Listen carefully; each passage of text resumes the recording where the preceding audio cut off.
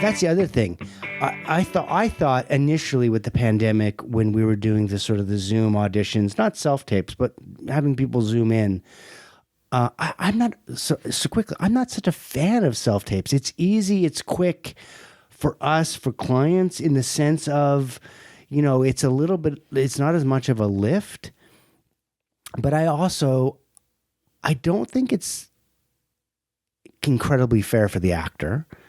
And I don't honestly believe that you're getting or you're showing your clients the best of what they can do, because ultimately you're receiving minimal information, and sometimes you receive this long description of what is needed. And you could say, listen, hey, they're professional. They should be able to figure it out. But there's a lot of interpretation that has to happen. And maybe you misinterpret something, or maybe I don't know. I just don't feel like it's you're not getting the best quality. You're getting a shotgun approach rather than like a targeted shot. Kind of, and I think targeted is always better. I mean, I agree. I think everybody agrees for what it's worth. I mean, we appreciate the convenience at times, but sure, doing it all the time is not sustainable. I was very surprised when I started to do I'm really doing 99% of my stuff is in person. A lot of it came out of just competitiveness, because we were doing Zoom stuff, and another city got more people booked than I got booked. And it felt like, there was something that was missing and I think the director was there in person with the other city, and my people were, not in person. And so I was like, you know what, I'm just gonna just do the in-person. There's something that I think I took for granted pre-COVID about having people in person, that we didn't necessarily go, whatever, that's just the way it is. But then after, I'm like, oh, you know what, there is something. There's something that you just can't explain, that's there, that either is there between two people. Well, obviously we know what it is. It's chemistry, it's energy, it's whatever it is. Energy for sure. But so that's what all the time I'll put are you accepting Zooms? Are you accepting self-tapes? I'm like, no. Good for you. It's in person. I'd like them here. I'd like to be able to work with them. I'd like to be able to redirect. I'd like to be able to guide. Maybe somebody makes a choice, because that's ultimately what we're hoping. Yeah. There's a choice. Something's coming in the room. Someone's making a choice. And you can go, okay, great. Now and that's going to be based off of conversations with director, treatment, what we know. It's not like we're posting all the stuff and all the information that we get and all the inside baseball that is happening. It's unnecessary, it's overwhelming and whatnot. But when you can get somebody in the room, and then we can go, okay, we know this, so let's see if we can help shape and direct and guide. We're not doing it because we don't like what you've done. No, we're not definitely. because we think you're bad at that choice. It's more like, great, you've given us this.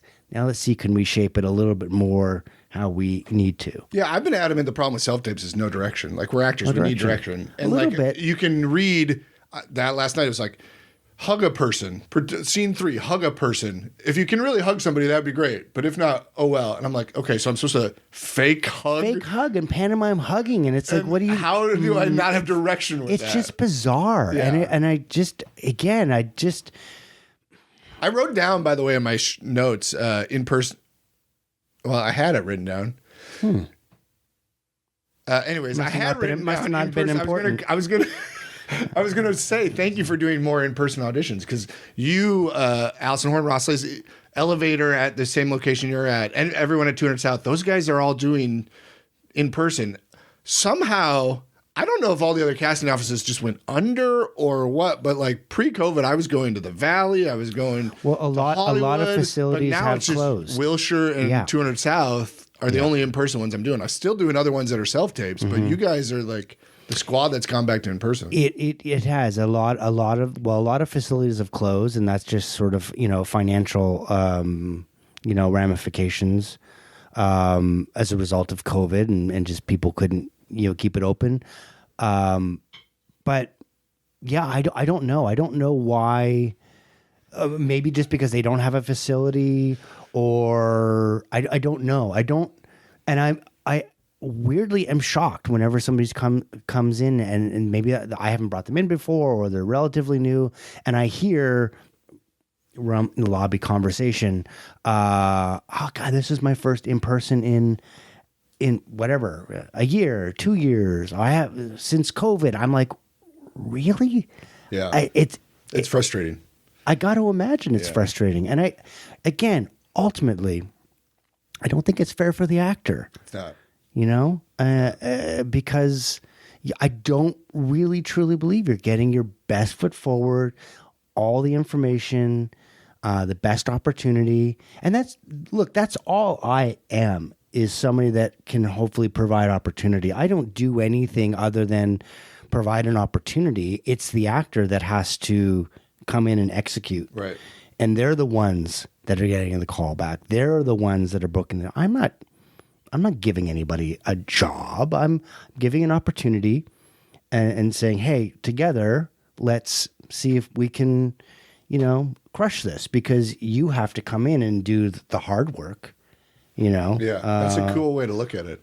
I mean, I'm not doing the work. I'm not in front of the camera. I don't have to worry about all the things that you have to learn and know, but then forget when you're there, so that you can actually just be natural or whatever it is. I don't know.